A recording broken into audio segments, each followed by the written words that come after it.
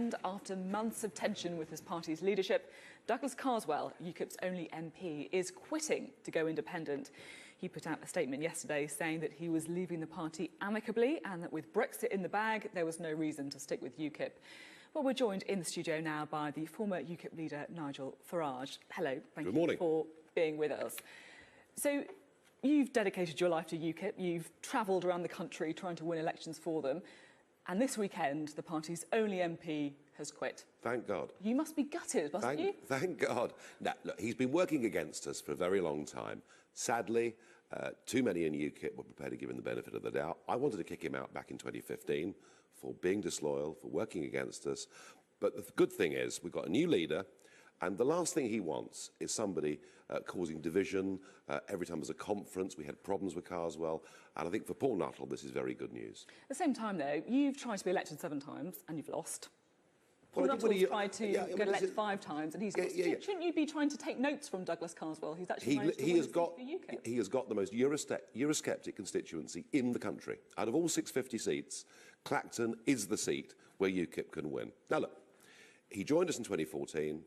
We won that by-election, we won another by-election, and it was a great thing for the party at the time, but it didn't last very long because he never ever believed in the principles that UKIP stood for. So do you think he's a Conservative infiltrator then? Well, that was how it turned out, yes. But, I mean, look, this is a guy who always sells himself as being very honourable and different to everybody else. And one of his big crusades in Parliament has been recall, real recall, where he himself has said if 20% of the constituents want a by-election, they should have one. So what we're going to do, we'll test how honourable he is. We're going to write through the Electoral Reform Society to every house in Clacton and ask people whether they want him, as he's moved, to stand for a by-election. And perhaps then we'll find out who the real Douglas Carswell is. So in that case, then, are you going to put your money where your mouth is? Would you stand in Clacton? Or no.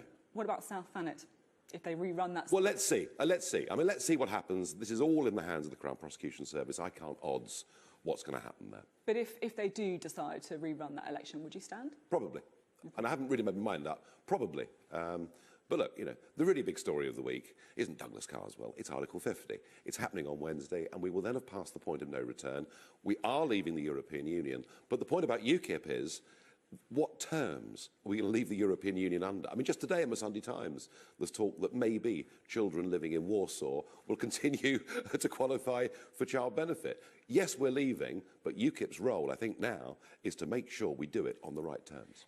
You're setting out the mission statement of UKIP after Article 50 has been triggered. But of course, it's going to be quite difficult for your party, isn't it? Let's be honest. I mean, that's what Douglas Carswell is saying.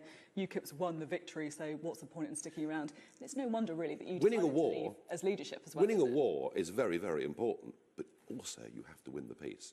The peace is far from won. Already I can see with this government concessions being made over fishing, the desire of the Prime Minister to say part of the European arrest warrant. You know, this is not over by a long shot. But you've got no MPs now. UKIP has got no MPs. Do you know what? With no MPs, we forced a referendum in this country. In many ways, outside Parliament, UKIP's achievement has been astonishing. I'm keen to talk as well about the tragic attack in London that happened this week, the Westminster terror attacks, where 4 people were killed, including a policeman trying to guard Parliament. Now, in the aftermath of that attack, you took to the American airwaves before much information had come out, and I just want to have a look at what you did say. If you open your door to uncontrolled immigration from Middle Eastern countries, you are inviting in terrorism. Well, that's right, isn't it? But it's not relevant to the terror attack, is it? Five of the 8 people who committed that barbarity in Paris had come in across the Mediterranean. But we're not talking about the barbarity. The person who drove. Farage, with respect, we're not talking about the barbarity in Paris. I know. Actually, you were talking about the. Actually, as it turned out, well, the fact that it's homegrown terrorism is even worse. The fact is, this guy was radicalised inside a prison. You know, Theresa May was Home Secretary for 6 years. I'd like to know why people are being radicalised inside schools and prisons. Surely that's something we can prevent. See, I absolutely accept that that is a huge issue, radicalisation.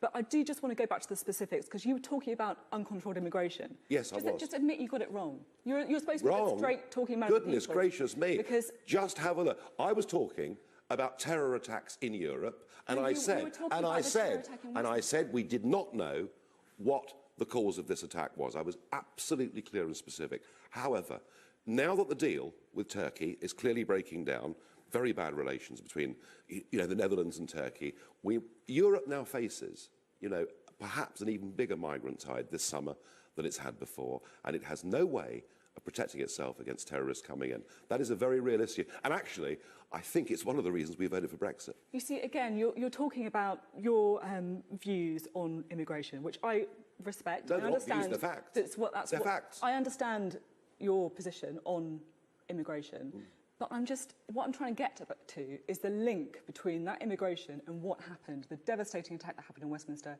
This was a man who was a 52-year-old from Kent, like yourself. Yeah, I agree with you. This is worse. This is even worse. The fact that people are being radicalised inside our prisons, and we appear over the last few years to have done nothing about it. So we've got two problems. But given we already have a problem, with people being radicalised at home, why on earth would you want to add to it with an irresponsible immigration policy? You see, that is a different point, though, isn't it?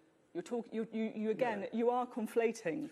I think your researchers have made a slight mistake. I was very specific when I talked about jihadism across the whole of Europe, and I repeat the point. As we have a homemade problem already, let's never add to it. So you admit then that immigration had nothing to do with this terror attack? Not directly, no.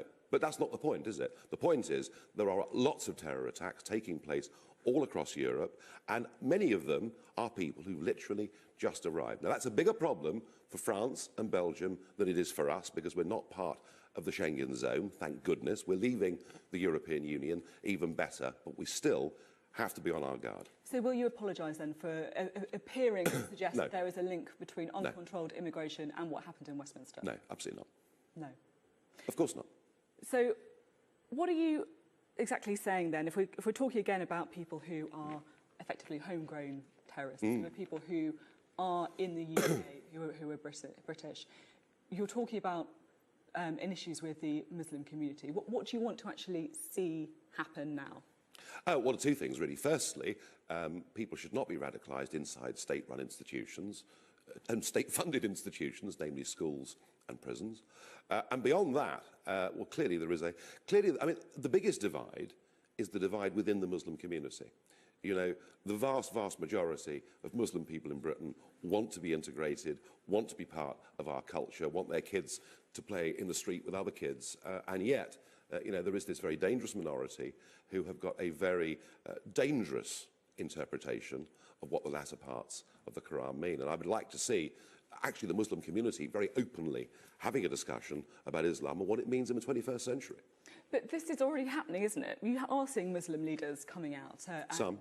You're seeing a lot of Muslim leaders coming out and condemning it. And also the other point as well is that this is someone who is a convert to Islam. He's not someone who's brought up as Muslim, which again is a really common factor within many people who go to extremist beliefs.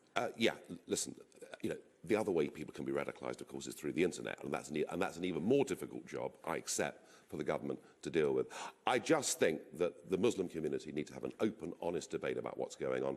For leaders to stand up and say that what this man did, actually, he wasn't really a Muslim at all, that doesn't wash. There needs to be a more honest, open debate about it. Speaking about an honest debate, that's why it's important, isn't it, not to conflate immigration with what happened in Westminster? No, look, open-door immigration across the Mediterranean has led directly to terrorist atrocities in Europe, and goodness knows but not in Britain. There hasn't been in hundreds years, and hundreds of British people, British-born people committing terrorism. Well, hundreds of British people have been to fight in Syria, and many of them have come back. I'd rather we didn't accept them back. Okay. Now, on our last show, where you came on, you talked about President Trump, and you said that his historically poor poll ratings were a great place to start because it could only go up from there. Now, in that time, his poll ratings have slipped. He's failed to get through his flagship healthcare reforms, even to convince his own party that they were a good idea. Yes. And he's also been investigated by the FBI for allegedly colluding with Russia. Doesn't sound great, does it? No, I mean, he has a problem, of course he does, that the entire Washington establishment does not want radical change of any kind at all, and Trump and his administration want to shake things up, want to slim things down, and he's got a big battle against the Washington establishment. I'm very struck that with him failing at this stage to get the health reforms through Congress, all that actually does is strengthen his support with his key voters in the country, because that message, hey, I'm on your side against the establishment, rings true. Well, that's an interesting way of looking at it, certainly. Nigel Farage, thank you for your Thank time you. today.